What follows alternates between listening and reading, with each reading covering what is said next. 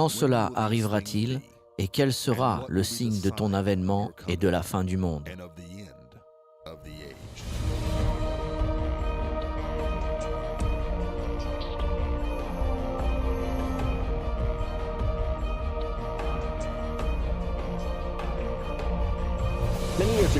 Il y a quelques années, je me suis arrêté dans un magasin pour prendre quelques articles dont j'avais besoin.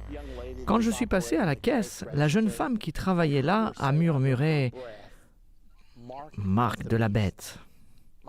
Mon total était de $6,66. Je lui ai demandé « Qu'avez-vous dit ?» Elle a dit rien.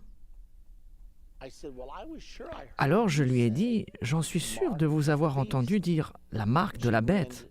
Elle a souri timidement et a répondu « Oui, c'est vrai ». Je lui ai demandé ce qu'elle savait à ce sujet. Elle m'a répondu « Pas beaucoup ». Alors je lui ai dit « Moi, j'en connais pas mal de choses à ce sujet, et si vous désirez en savoir un peu plus, voici ma carte. Appelez-moi quand vous voulez et je vous dirai ce que la Bible dit sur ce sujet important. » Et comme la file d'attente s'allongeait, j'ai dû partir. Mais il est intéressant de voir que peu importe qui vous rencontrez, lorsque vous dites 666, d'un coup, on sait de quoi vous parlez. Ici aux États-Unis, ils n'attribuent pas de numéro 666 sur les plaques d'immatriculation, car personne n'en veut, et pour cause. La Bible prophétise un moment où chaque personne sera obligée, par l'Antichrist et son gouvernement mondial, d'avoir un numéro. Et sans ce numéro, vous ne pourrez ni acheter ni vendre. Mais afin d'obtenir votre numéro, vous serez obligé d'adorer ou de prêter serment à l'Antichrist et à son gouvernement mondial. Une autre chose qui est très importante, si vous vous engagez avec l'Antichrist, la Bible dit que vous serez condamné éternellement. Le système prophétisé dans la Bible pour les jours de l'Antichrist, qui sont les jours juste avant l'avènement de Jésus-Christ, ce système n'avait pas pu être installé jusqu'à aujourd'hui. La prophétie date de 2000 ans en arrière, mais la réalisation n'est possible qu'en ce moment. Ce n'est qu'avec l'invention de l'ordinateur, la naissance d'Internet et l'utilisation des cartes de crédit qu'il est devenu possible d'installer un système par lequel chaque personne sur la Terre sera fichée et contrôlée économiquement. Vous le savez aussi bien que moi que c'est maintenant devenu possible. Vous vous êtes déjà tenu devant un distributeur de billets ou avez-vous déjà essayé d'utiliser votre carte de crédit dans une station-service et à l'écran, il est marqué « Transaction échouée ». Que s'est-il passé? Vous devez aller la faire vérifier ou vous n'obtiendrez pas d'essence ou d'argent. Quelle est la cause du problème? Il y a eu peut-être trop d'achats ce jour-là, ou peut-être vous avez dépassé votre découvert, ou il y a peut-être aussi une erreur. Mais il y a une base de données quelque part qui décide si vous pouvez utiliser la carte pour acheter ou pour vendre. Maintenant, la prophétie donnée il y a 2000 ans en arrière nous dit que le jour viendra où nous devrons utiliser un numéro pour pouvoir acheter ou vivre. Cela était absolument incompréhensible avant notre génération. Je me souviens de mes parents. Ils n'avaient même pas de carte de crédit quand j'étais enfant. C'était totalement inconnu. Cela n'existait tout simplement pas. Et néanmoins, cette prophétie est là, dans la Bible.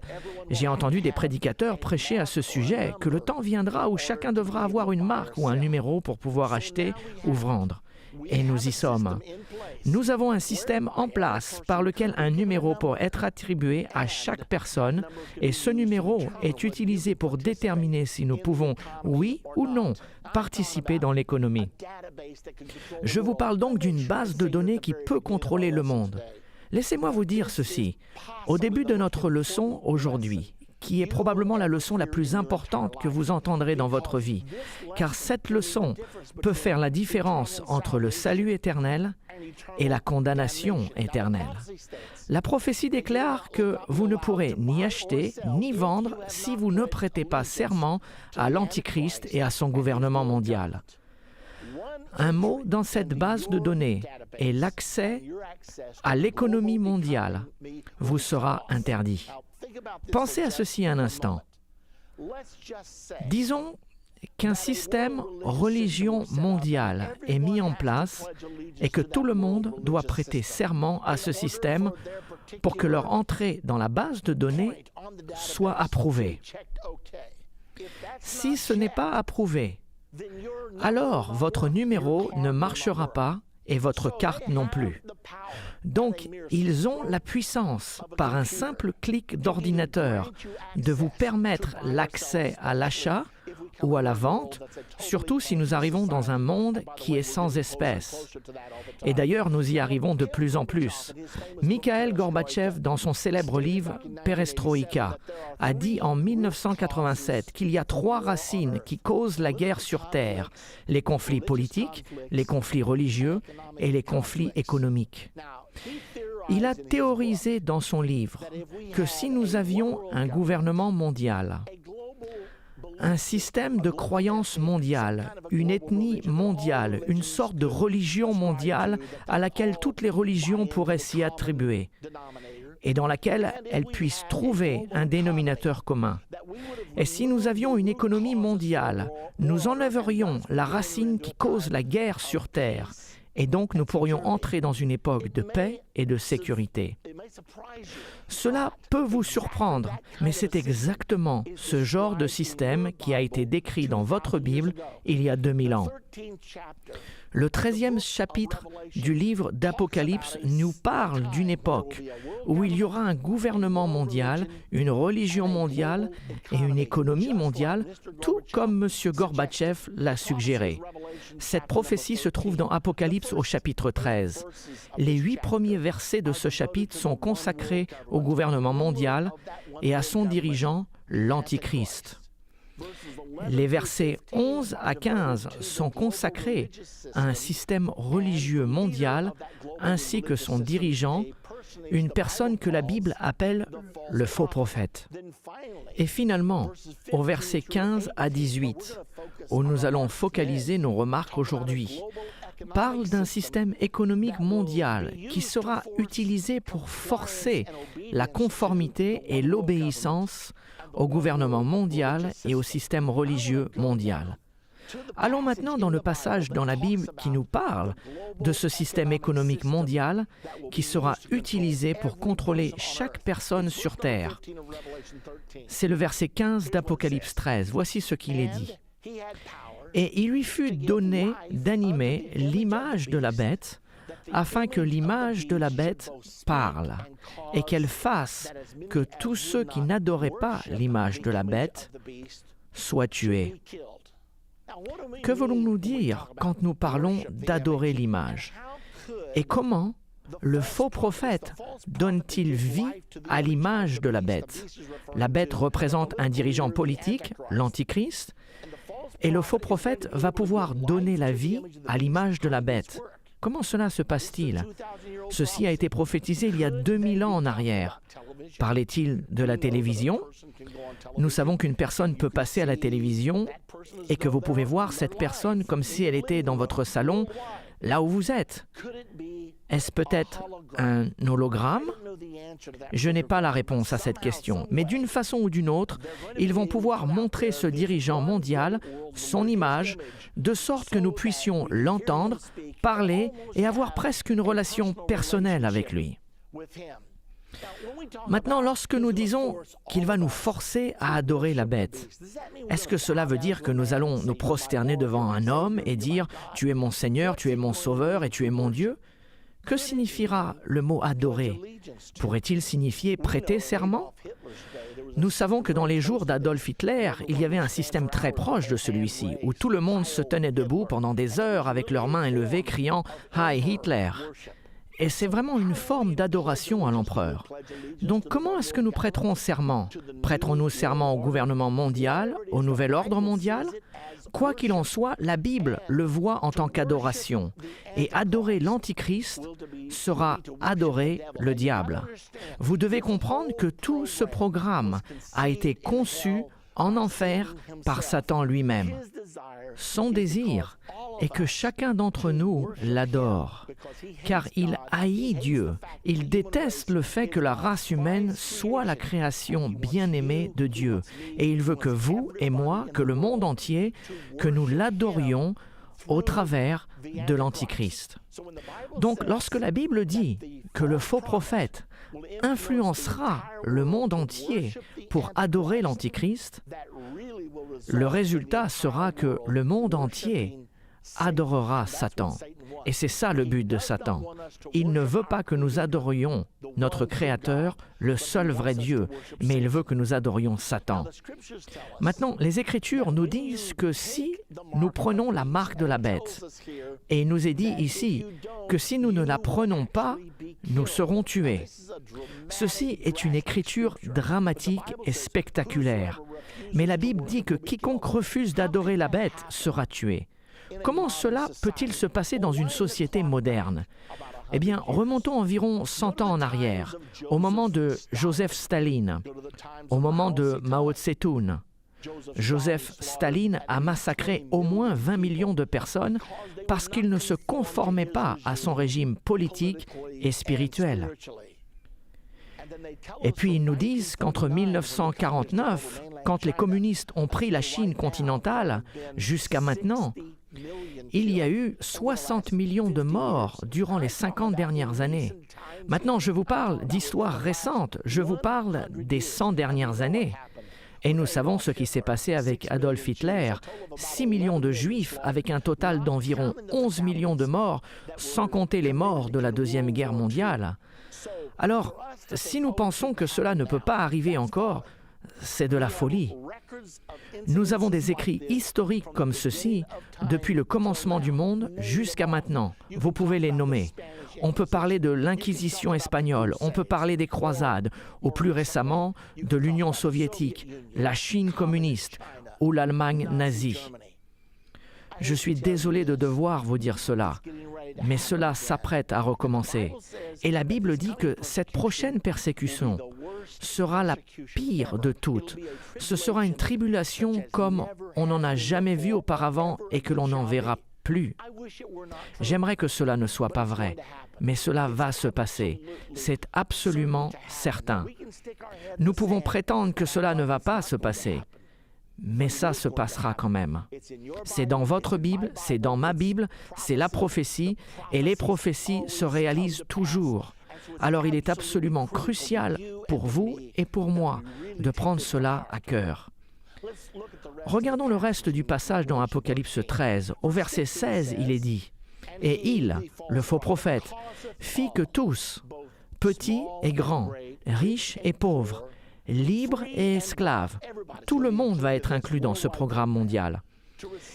Ils recevront une marque sur leur main droite ou sur leur front, et que personne ne puisse acheter ni vendre sans avoir la marque, le nom de la bête ou le nombre de son nom. » Remarquez qu'il y dit trois choses ici, la marque, ou le nom de la bête, ou le nombre de son nom.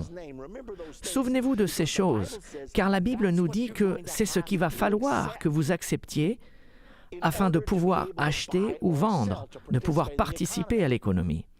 Sinon, si vous ne prenez pas la marque, vous serez boycotté économiquement. Cela signifie qu'ils vous excluront de tout commerce. Vous ne pourrez plus aller au magasin, vous ne pourrez plus prendre soin de votre famille, vous serez mis de côté car la diversité ne sera plus tolérée. Ils vont insister pour que chacun se conforme. Nous voyons déjà cela arriver.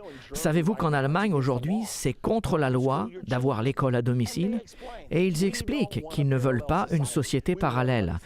Nous voulons que tout le monde pense de la même façon, nous voulons que tout le monde ait les mêmes valeurs, que tout le monde ait les mêmes cultures. Et cela recommence déjà, et ce n'est pas qu'en Allemagne. Il y a d'autres endroits en Europe aujourd'hui qui commencent à faire des lois contre l'école à domicile, car ils veulent que vous pensiez comme l'État veut que vous pensiez. Et devinez quoi? Cet esprit va traverser toute l'Europe, et c'est l'Europe qui servira de base de pouvoir à l'Antichrist. Nous pouvons donc voir ces choses se reproduire de nouveau. Maintenant, la communauté mondiale utilise déjà des sanctions pour forcer l'obéissance.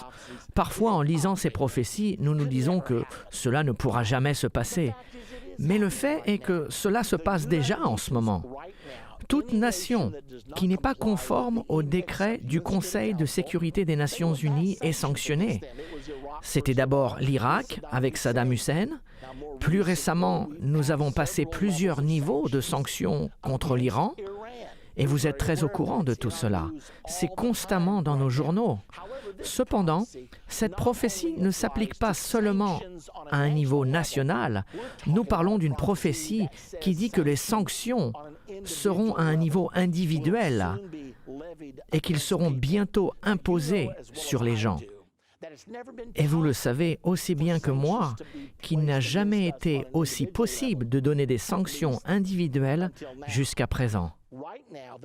Aujourd'hui, la technologie existe de sorte que l'on puisse vous exclure. Nous n'avons pas encore une société sans espèces, mais il y a des lois mises en place qui vous obligent à avoir une carte d'identité nationale ou bien vous ne pouvez pas travailler. Si vous ne pouvez pas avoir un travail, comment pouvez-vous acheter ou vendre? Vous ne gagnez pas d'argent. Nous voyons déjà donc les lois se diriger vers la prophétie écrite il y a 2000 ans en arrière, qui n'a jamais pu être accomplie auparavant, mais qui peut l'être maintenant avec l'émergence des nouvelles technologies. Vous savez aussi bien que moi que vous pouvez acheter presque tout si vous avez une carte de crédit avec un numéro valide. Vous pouvez acheter des choses par téléphone à Hong Kong, à Singapour, partout dans le monde.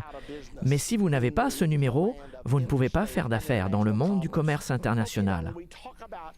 Donc, lorsque nous parlons au sujet de cette marque, est-ce que cette marque sera une marque visible? Est-ce que le 666 sera appliqué sur votre main ou sur votre front? Ou sera-t-elle invisible? Je ne peux pas vous certifier si elle sera visible ou invisible. Mais je crois définitivement que ce sera une marque physique. Et voici pourquoi je crois cela. Car vous devrez avoir quelque chose qui vous permet d'acheter ou de vendre. Nous savons aujourd'hui, quand vous faites faire une carte d'identité, ils aiment prendre vos empreintes digitales ou scanner l'intérieur de votre œil.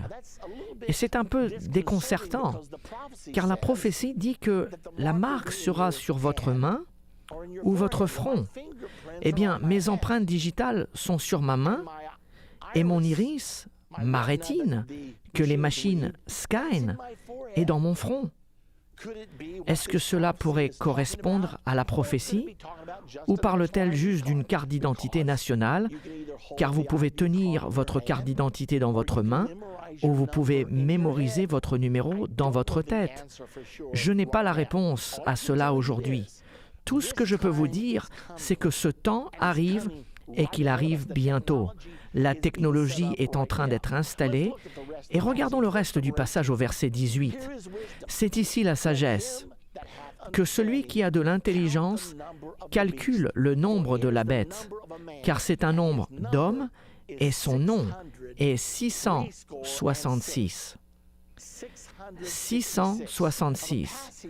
Maintenant, ce verset nous dit que cela est le numéro d'un homme. Qu'est-ce que cela veut dire? Se pourrait-il que ce soit le numéro de sécurité sociale de l'Antichrist? Ou est-ce que l'on peut calculer le nom d'un homme et l'interpréter pour arriver d'une certaine façon à 666? Remarquez que le passage dit que celui qui a de l'intelligence calcule le nombre de la bête. Et notez au verset 17 que c'est le nombre de son nom.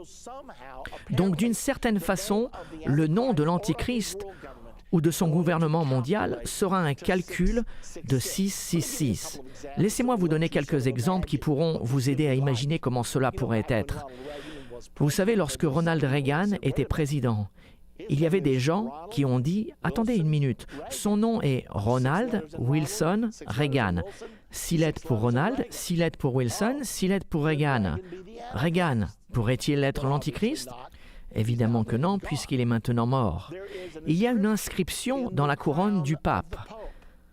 Et cette inscription est en latin et elle dit « Vicarius Filii Dei ». En latin, cela veut dire « vicaire » du Fils de Dieu, « Filii » c'est « fils » et « Dei » c'est « Dieu ». Vicaire ou représentant du Fils de Dieu, car c'est ce que croient les catholiques. Ils croient que le pape prend la place de Jésus-Christ sur la terre aujourd'hui. Maintenant, si vous prenez les lettres de Vicarius Filii Dei, qui représentent des chiffres romains, elles ont une valeur numérique et il est intéressant de voir ce qui se passe quand vous les additionnez. Un V est égal à 5, un I à 1, un C à 100, un I à 1. Maintenant, le U est inscrit sur la couronne comme un V. Vous l'avez probablement déjà vu dans une bibliothèque municipale. La lettre U est désignée comme un V.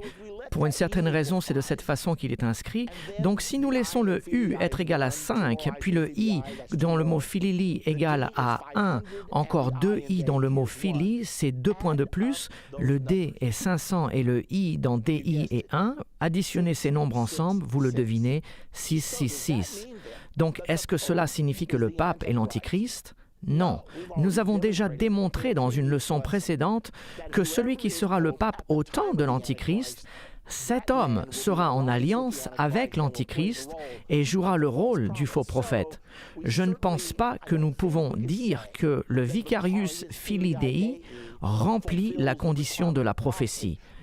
Mais vous devez néanmoins admettre que c'est intéressant puisque la Bible dit que celui qui a de l'intelligence calcule le nombre de la bête, car c'est un nombre du nom d'un homme. Nous devrons observer et regarder comment cela va se passer. Remarquez aussi dans le verset 9 qu'il nous est dit ce qui va se passer aux personnes qui prennent la marque. Et un troisième ange, les suivit en disant d'une voix forte, « Si quelqu'un adore la bête et son image, et reçoit une marque sur son front ou sur sa main, il boira lui aussi du vin de la fureur de Dieu versé sans mélange dans la coupe de sa colère, et il sera tourmenté dans le feu et le soufre devant les saints anges et devant l'agneau, et la fumée de leur tourment monte au siècle des siècles. Et ils n'ont pas de repos, ni le jour, ni la nuit, ceux qui adorent la bête et son image, et quiconque reçoit la marque de son nom. » Qu'est-ce que cela nous dit? Il nous est dit que le coût d'accepter la marque de la bête et d'adorer l'Antichrist sera la condamnation éternelle. C'est la raison pour laquelle ce sujet est si sérieux. De plus, la Bible nous enseigne que certains refuseront la marque de la bête et ils seront tués à cause de ce refus. Il est dit dans Apocalypse 20 au verset 4, « Et je vis des trônes, à ceux qui s'y assirent furent donnés le pouvoir de juger, et je vis les âmes de ceux qui avaient été décapités à cause du témoignage de Jésus et à cause de la parole de Dieu, et de ceux qui n'avaient pas adoré la bête ni son image, et qui n'avaient pas reçu la marque sur leur front ni sur leurs mains. Ils revinrent à la vie et ils régneront avec Jésus-Christ pendant 1000 ans. Les autres morts ne revinrent point à la vie jusqu'à ce que les 1000 ans soient accomplis. C'est la première résurrection. Heureux et saints ceux qui ont part à la première résurrection. La seconde mort n'a point de pouvoir sur eux, mais ils seront sacrificateurs de Dieu et de Christ et ils régneront avec lui pendant 1000 ans. Il m'est venu à l'esprit lorsque j'étudiais ce passage que ceci se passera pendant les 3 dernières années et demie, juste avant Armageddon et la première résurrection. Et quand cela se passera, ces gens ne resteront pas morts longtemps, car la Bible nous dit que lorsque Jésus reviendra, ils ressusciteront. Ils seront peut-être morts 1 année ou 2 ou 3, ça ne sera pas long, puis ils vont ressusciter. Et la Bible nous dit que c'est la première résurrection. Donc, est-ce que certains refuseront la marque de la bête et survivront? Absolument.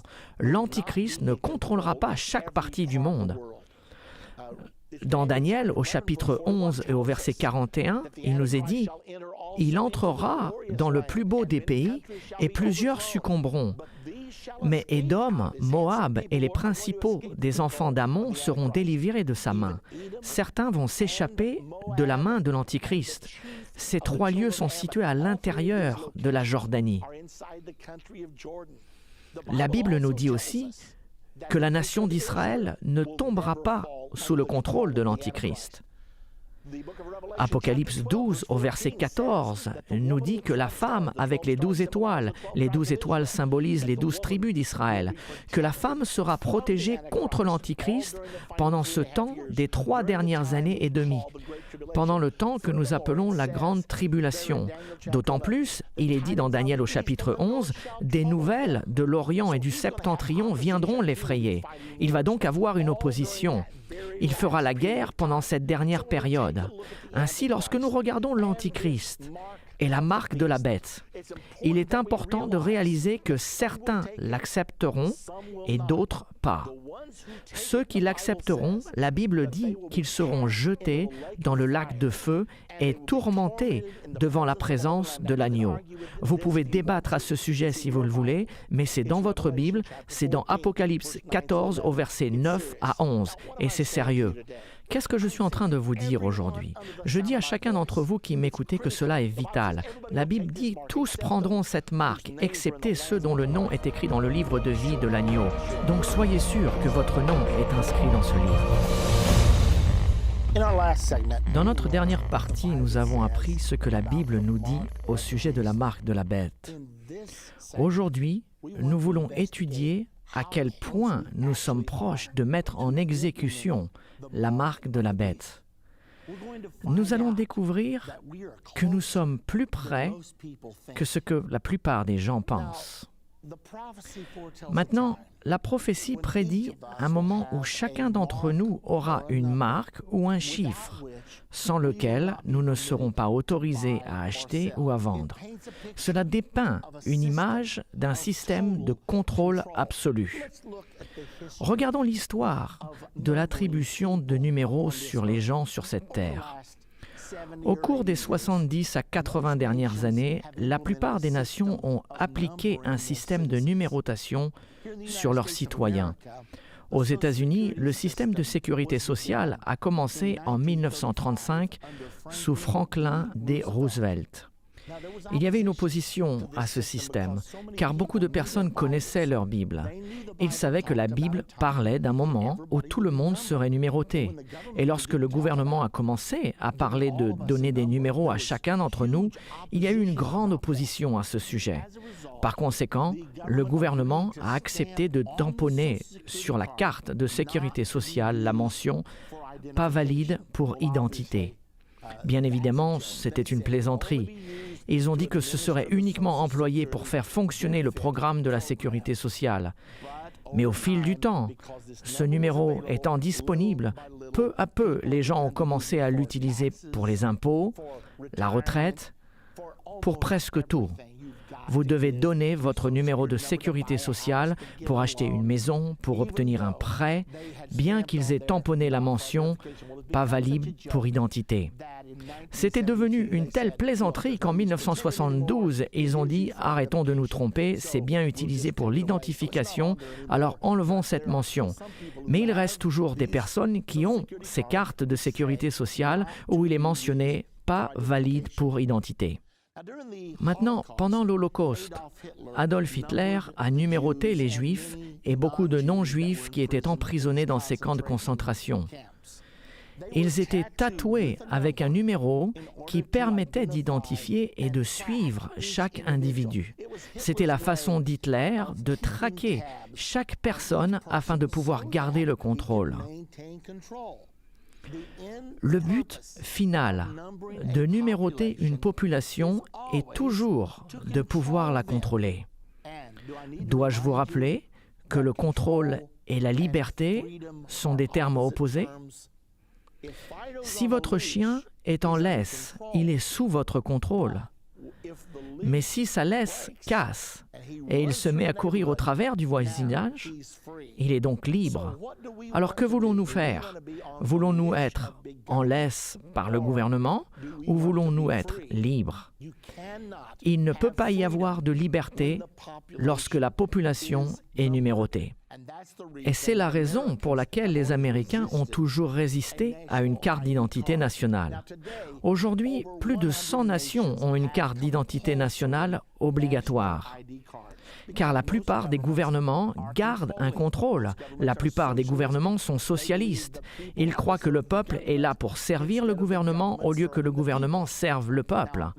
La plupart des autres nations, en dehors des 100 qui ont une carte d'identité nationale obligatoire, les autres nations ont une sorte d'identification non obligatoire. Cependant, ces formes d'identification non obligatoires ont une manière de devenir obligatoires au fil du temps. Par exemple, aux États-Unis, nous utilisons notre permis de conduire comme carte d'identité. Vous ne pouvez pas prendre l'avion sans permis de conduire ou carte d'identité. Vous pouvez aller au bureau de permis de conduire et même si vous ne conduisez pas, ils vous donneront une carte d'identité tellement celle-ci est nécessaire. C'est devenu presque obligatoire dans la société dans laquelle nous vivons. Maintenant, un système d'identification nationale est nécessaire pour mettre en œuvre une sorte de gouvernement totalitaire. Quand vous voyez que toutes les nations ont tendance à mettre en place un système d'identification nationale au point où ça pourrait devenir une identification mondiale, vous savez que vous êtes en cours d'entrer dans un système de gouvernement mondial. La raison principale d'une identité nationale est le contrôle. Je ne veux pas que vous oubliez cela. De plus, le contrôle et la liberté sont des termes opposés. Parlons de certains des programmes nationaux d'identité dans le monde, afin que vous puissiez les voir, car il n'y a aucun doute à ce sujet. Les programmes nationaux d'identité qui sont en train d'être installés aujourd'hui finiront par être le mécanisme de l'Antichrist et de son partenaire, le faux prophète, qu'ils utiliseront pour diriger le monde. Le 25 juin 2009, l'Inde a annoncé qu'ils allaient de l'avant avec leur carte d'identité biométrique qui devrait être en place d'ici 2011. Le plan est d'enregistrer 1,2 milliard de personnes, ce qui est la population entière de l'Inde, et ils allaient accomplir tout cela en 18 mois tout juste. En 2007, la Chine a lancé une carte d'identité contenant une puce RFID pour ses 1,3 milliard de citoyens. Nous avons donc 1,2 milliard en Inde, 1,3 milliard en Chine, cela fait 2,5 milliards. C'est bien plus d'un tiers de la population du monde juste dans ces deux pays qui ont déjà une carte d'identité obligatoire. Cela veut dire qu'ils sont déjà sous la main puissante du gouvernement et sous la main puissante du contrôle. L'Allemagne a mis en œuvre une carte d'identité biométrique avec tous ses habitants depuis le 1er novembre 2010.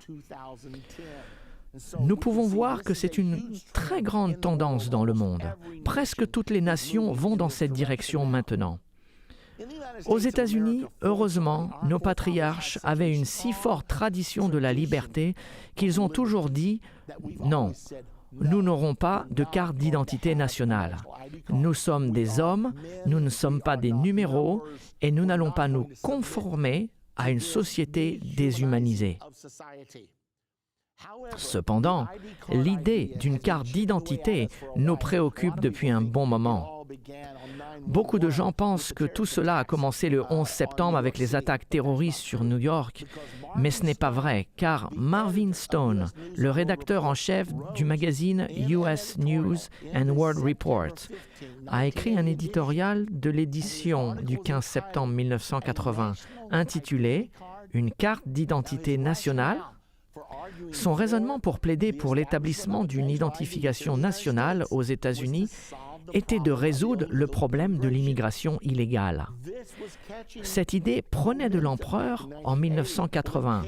Elle est arrivée sur le bureau du président Ronald Reagan en 1981 et quand l'idée lui a été proposée, il a dit « Vous êtes fous ou quoi? C'est la marque de la bête !» Ce fut la fin de l'idée de la carte d'identité nationale aux États-Unis, du moins pendant un moment, tant que l'administration Reagan était là. Ronald Reagan en connaissait suffisamment sur la Bible. Il avait été un étudiant du livre de l'Apocalypse et il comprenait la marque de la bête. Il a donc dit « C'est hors de question. Nous n'aurons jamais une carte d'identité nationale aux États-Unis tant que nous aurons une société instruite bibliquement. Mais plus nous nous éloignerons de la parole de Dieu, plus nous risquons de glisser dans le piège que Satan a prévu. » Il a l'intention de contrôler chacun d'entre nous, de nous forcer à adopter son style de vie et finalement à l'adorer. C'est dans cette direction que tout cela se dirige. C'est ce que nous dit la Bible dans Apocalypse 13, où cette prophétie est donnée. La Bible dit que tous seront forcés à adorer l'Antichrist, l'agent personnel de Satan. Et en faisant cela, ils commettront l'idolâtrie contre Dieu lui-même. Lorsque les attaques terroristes ont eu lieu le 11 septembre, la nation entière était dans un tumulte. Le Congrès a décidé de nommer une commission appelée la commission du 11 septembre. Et ils ont dit « Nous voulons que vous estimiez comment rendre l'Amérique plus sûre ». Des personnes prestigieuses telles que Henry Kissinger et d'autres faisaient partie de la commission. Mais le Congrès leur a exigé « Ne revenez pas avec un mandat pour établir une carte d'identité nationale, nous ne ferons pas cela. » Donc, qu'est-ce que la commission du 11 septembre a-t-elle fait? Ils sont revenus et ont dit « Ce qu'il nous faut, c'est un moyen d'identification sûr pour tous nos citoyens. » Ils n'ont pas dit ouvertement « Nous avons besoin d'une carte d'identité nationale », mais c'est exactement ce qu'ils ont voulu dire. Ils sont revenus et ont fait exactement ce que le Congrès leur avait demandé de ne pas faire. Le résultat était que le Real ID Act a été adopté. Premièrement, dans la Chambre des députés, sans trop de fanfare, la plupart des gens n'ont même pas su que cet acte était en pourparlers jusqu'au moment où il a été voté.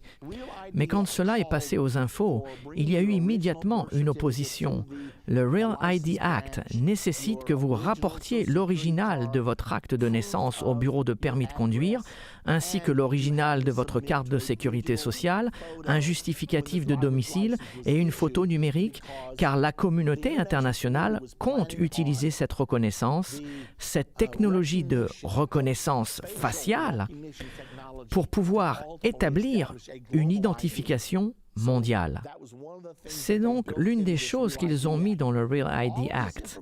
Toutes ces informations devaient être placées dans une base de données pour partager avec tous les autres États. Ainsi, si vous recevez votre permis de conduire au Texas ou dans l'Indiana, ils mettent toutes vos informations dans cette base de données, mais cette base de données est reliée à toutes les autres bases de données des 49 autres États. Ainsi, nous ne pouvons pas avoir 2 ou 3 permis de conduire différents.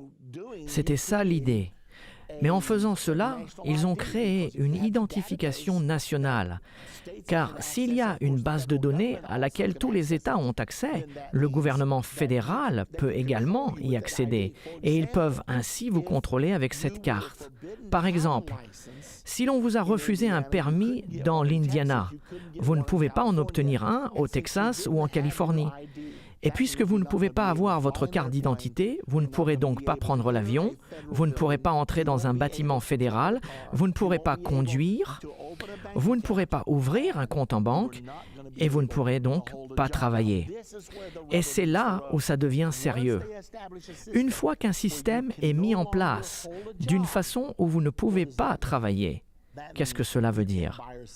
Ça veut dire que vous ne pouvez ni acheter ni vendre. Vous n'avez pas de travail, vous n'avez donc pas d'argent, ça veut dire que vous ne pouvez ni acheter ni vendre.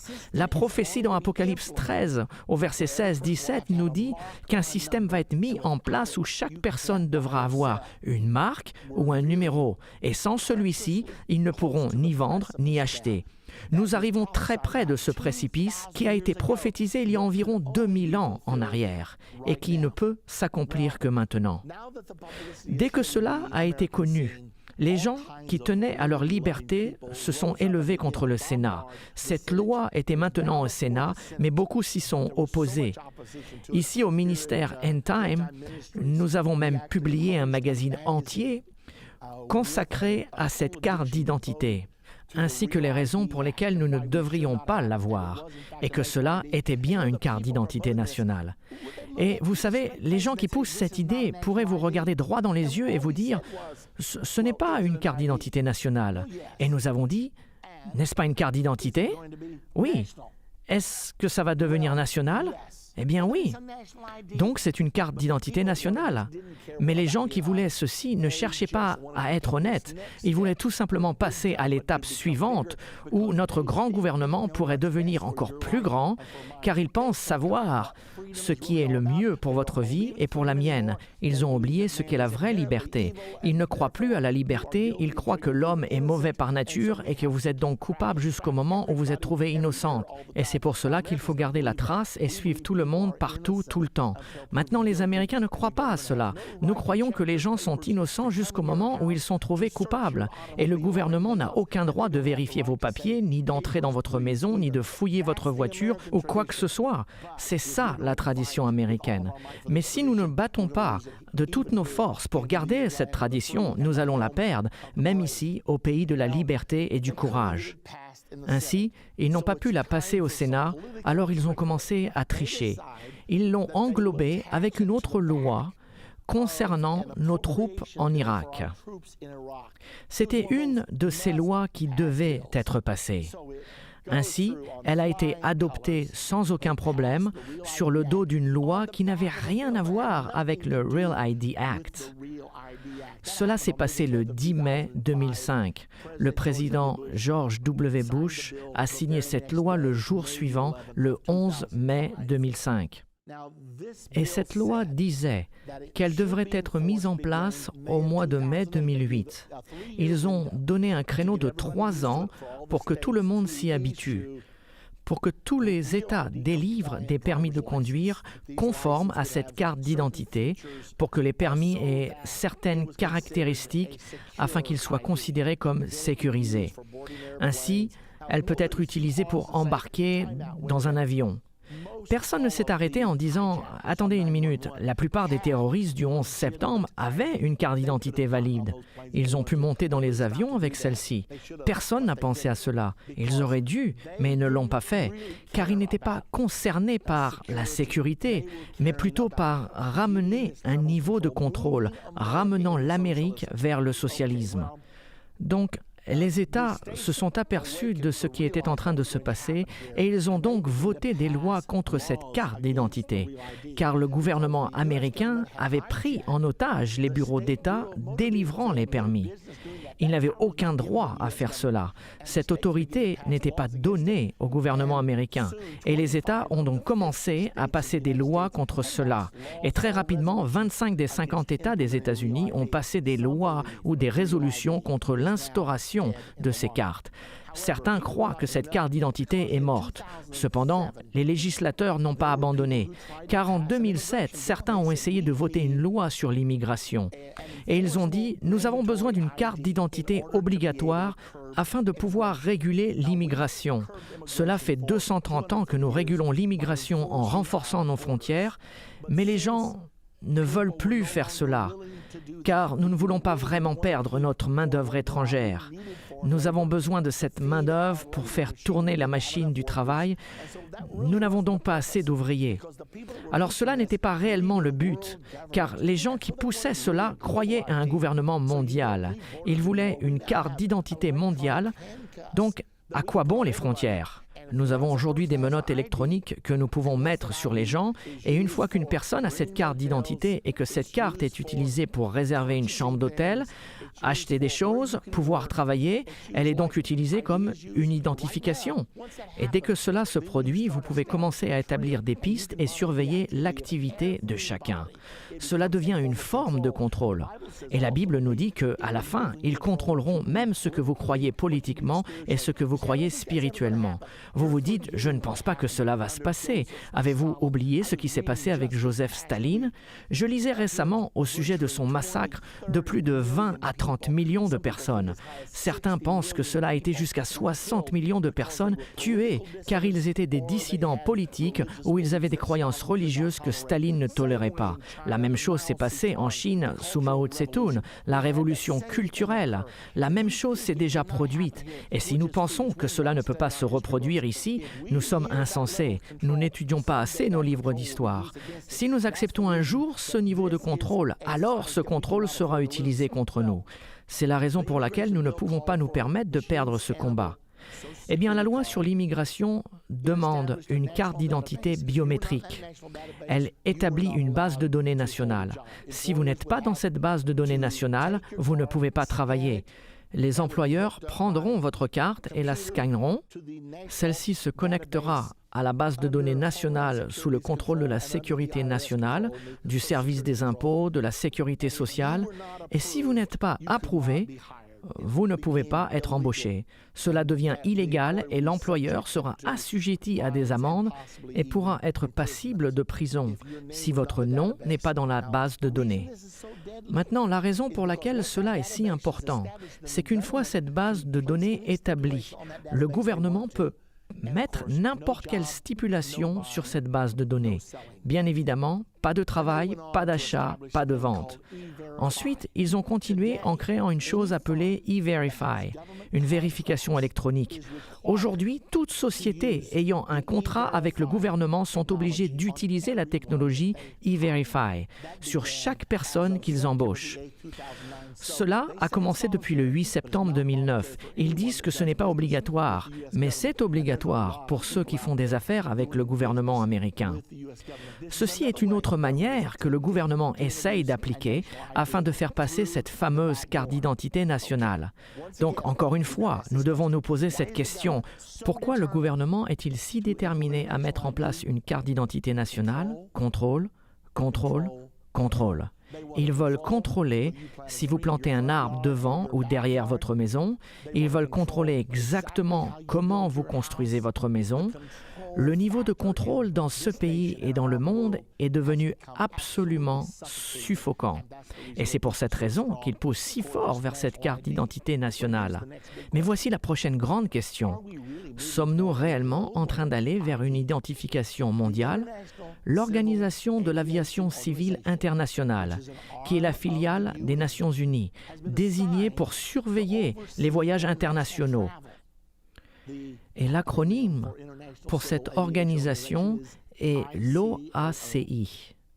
En avril 2010, 170 nations étaient membres de l'OACI et ont commencé à fournir des passeports totalement conformes aux conditions de cette organisation. Alors, qu'est-ce qui se passe? Cela signifie que le passeport est une identification mondiale et vous ne pouvez pas voyager sans lui. Si vous essayez, vous arriverez à la frontière et ils vous renverront à la maison. Désolé, nous ne pouvons pas vous accepter. Donc, ce système d'identification mondiale est maintenant appliqué sur nous au travers des Nations Unies et avec la coopération de tous les pays du monde. Ces conditions incluent une puce RFID.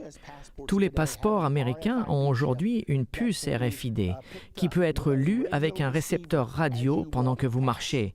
Et ils doivent aussi avoir une photo numérique car l'OACI a déterminé que la reconnaissance faciale est la technologie qui sera employée pour l'identification biométrique. Qu'est-ce que cela veut dire? Ça veut dire que si vous êtes dans un aéroport, avec une photo de votre visage, ils savent exactement où vous êtes à tout moment. Donc, quel est le problème? Si vous n'avez rien fait de mal, quel est le problème? Eh bien, demandez à Adolf Hitler. Demandez aux Juifs qui ont vécu sous son régime cruel. Tout ce qu'il faut, c'est que la mauvaise personne prenne le pouvoir. Et ce qui était désigné à faire le bien devient si terrible, si horrible. Et voilà la raison pour laquelle nous allons dans la mauvaise direction en ce moment. Le responsable des visiteurs aux États-Unis a dit ouvertement qu'il voulait une carte d'identité mondiale. Cet homme s'appelle Jim Williams. Il est le directeur du programme gouvernemental US Visit aux États-Unis dans le département de la sécurité nationale. Il a dit qu'il voulait joindre les départements régionaux de sécurité afin de pouvoir développer un système d'identification mondial. L'histoire continue encore et encore. Donc entrons-nous dans une société sans espèces? Certainement. Bangkok, en Thaïlande, a passé le pas vers une société sans espèces. C'est alors que le système numérique va réellement prendre place, comme la Bible nous le dit.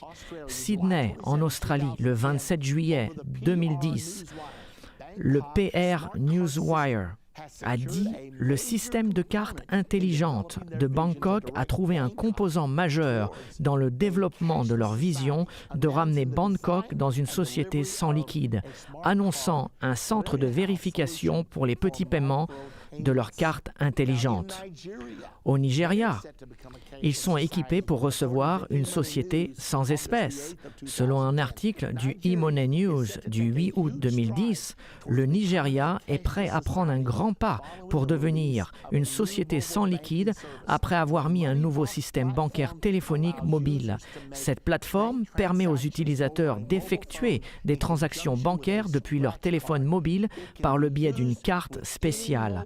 Il peut être utilisé avec n'importe quel téléphone portable, n'importe où, à n'importe quelle heure, sur n'importe quel réseau, avec toutes les banques, par tous les individus. Les Irlandais se dirigent vers un système bancaire sans espèces. Cela a été rapporté le 22 décembre 2009. Donc, est-ce que nous nous dirigeons vers une société sans liquide? La Grèce a maintenant interdit toute transaction liquide de plus de 1 500 € depuis le 1er janvier 2011. Toute transaction supérieure à 1 500 € entre une personne et une entreprise ou entre deux entreprises sera considérée comme illégale. Cela deviendra un crime si c'est fait en liquide. Les transactions devront être faites au travers de cartes de crédit ou de débit. Donc, qu'en est-il de la puce sous notre peau? La société Apply Digital Solutions a produit une puce électronique injectable de la taille d'un grain de riz. Elle est connue sous le nom VeriChip. Cette technologie est utilisée sur des animaux depuis plusieurs années. Et vous savez cela. En 2004, l'administration alimentaire et médicale a approuvé l'injection d'une puce sous la peau pour des dossiers médicaux. Si vous avez un accident et que vous êtes inconscient, les urgentistes peuvent scanner votre puce et ils sauront quels médicaments vous prenez et à quoi vous êtes allergique. Et beaucoup de personnes croient que c'est la réponse à une identification de la naissance jusqu'à la mort. De plus, ceci peut être utilisé pour des transactions financières. Il est actuellement utilisé au Baja Beach Club à Barcelone, en Espagne.